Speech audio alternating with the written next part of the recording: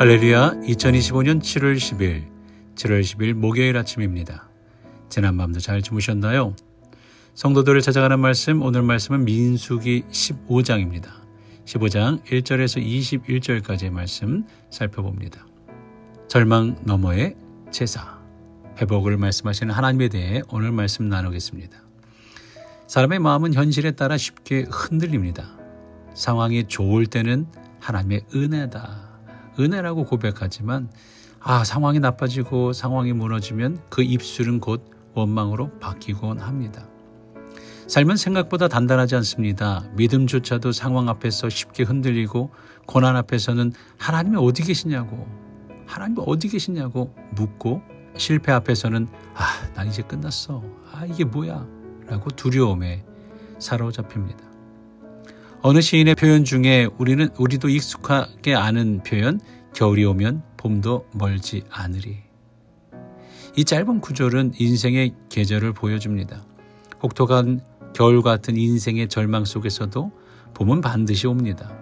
모든 것이 멈춘 듯 보이는 시간에도 하나님은 봄을 준비하고 계십니다. 바로 오늘 본문이 그러합니다. 이스라엘 백성은 정탐꾼들의 부정적인 보고로 낙심하고 주저앉았어요.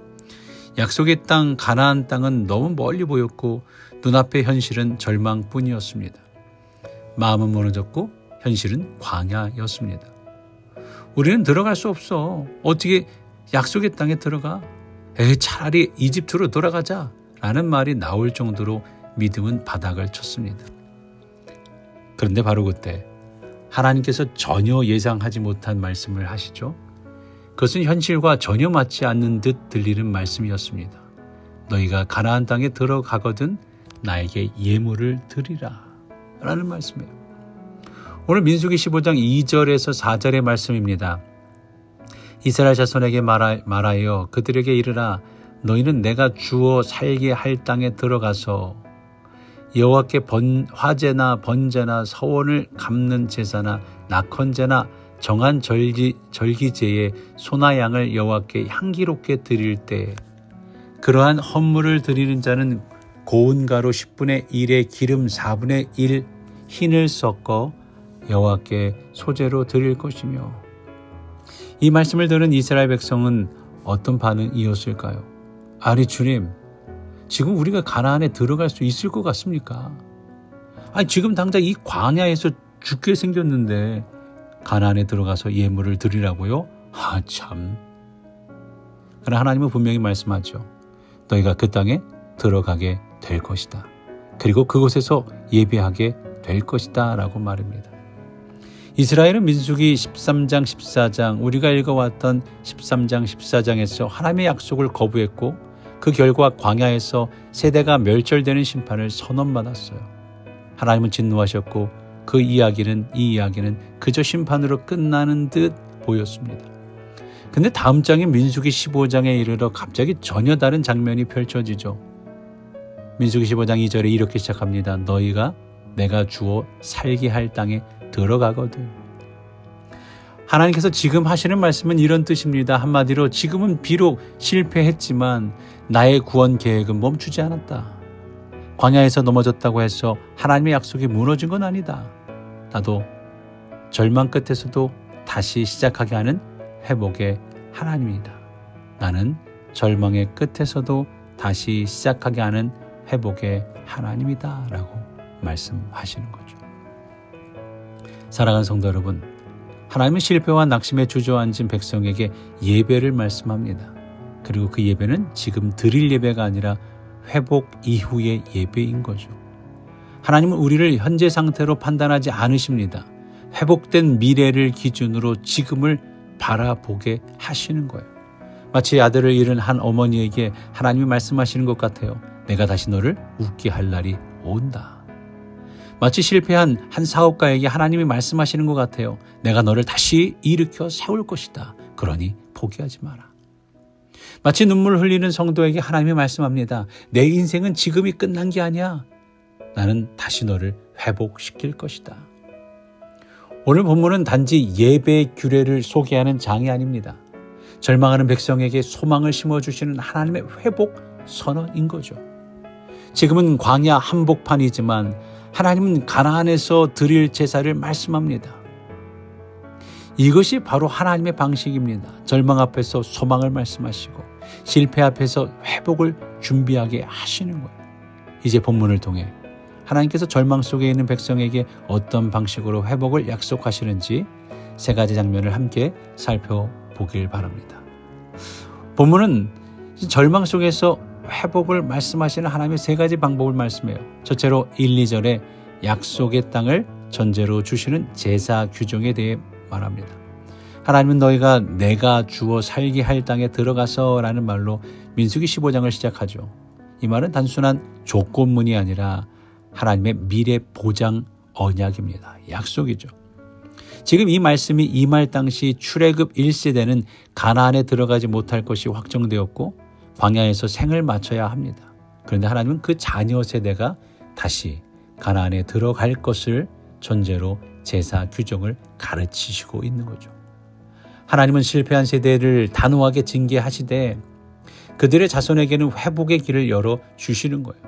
이는 하나님의 언약이 현재의 실패로 끝나지 않으며 신실하신 하나님께서는 역사를 다음 세대로 이어가심을 보여주고 계시는 거죠.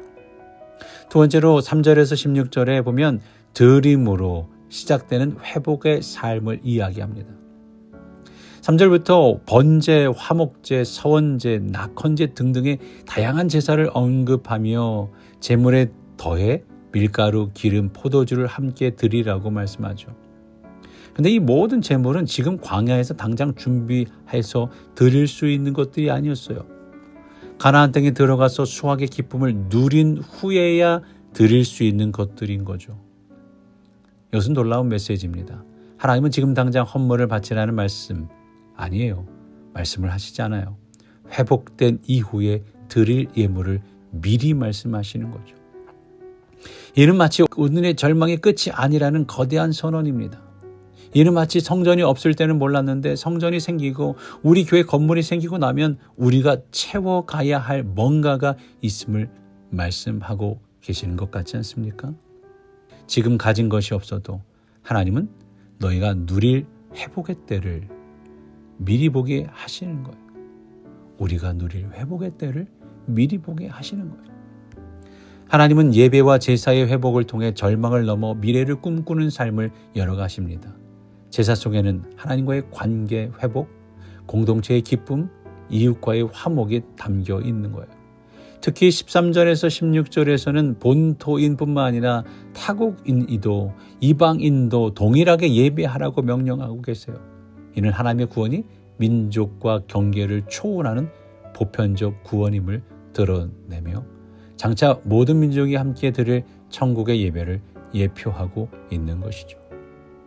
또한 세 번째로 17절에서 21절에 보게 되면 첫 소산을 드림으로 누리는 회복의 기쁨을 말씀합니다. 이제 17절 이후에는 곡식을 추수할 때 첫 번째 반죽을 하나님께 바치라고 하십니다. 너희가 그 땅에서 양식을 먹을 때 그 땅에 처음 익은 곡식의 반죽을 거제로 드릴지니라.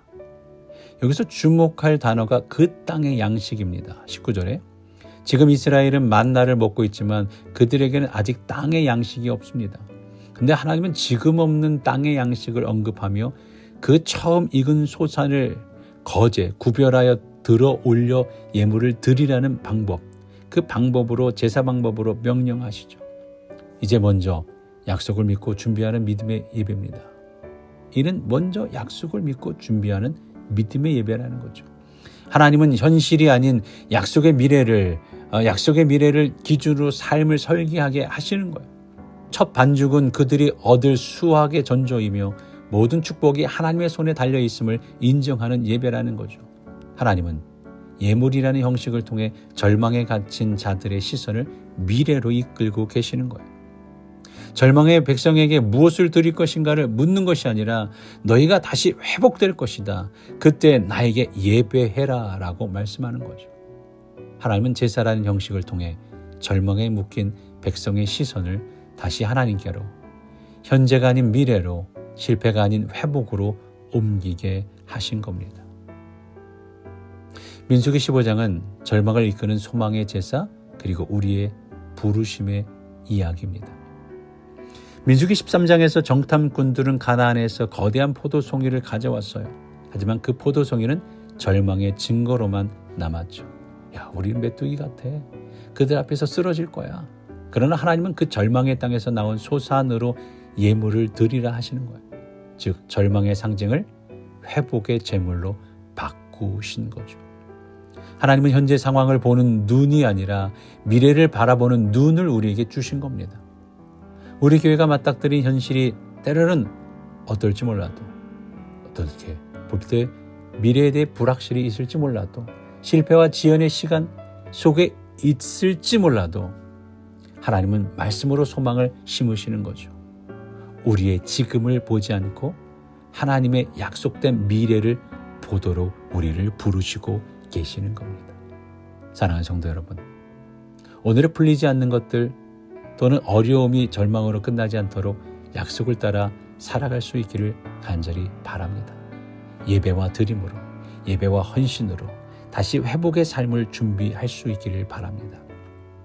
하나님은 지금 우리에게 무엇을 포기하라고 하시는 것이 아니라 다시 예배의 회복, 비전의 회복, 공동체의 회복을 말씀하고 계시는 줄로 믿습니다.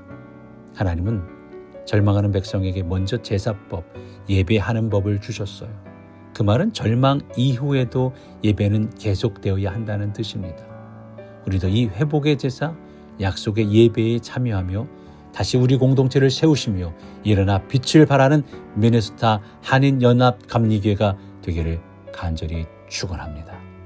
기도하겠습니다. 하나님, 우리 눈앞에 현실의 절망에 놓여 있을 때 주님의 말씀은 가나안 땅에서 드릴 제사로 우리를 미래로 인도하십니다. 하나님, 지금의 부족함과 실패에 머물지 않게 하시고 말씀을 따라 다시 회복을 준비하게 하여 주옵소서. 우리에게 허락하신 약속의 땅을 바라보며 기쁨으로 예배하고 회복의 날을 소망하게 하여 주옵소서. 우리를 사랑하시고 우리를 꿈꾸게 하시는 예수 그리스도의 이름으로 기도합니다. 아멘.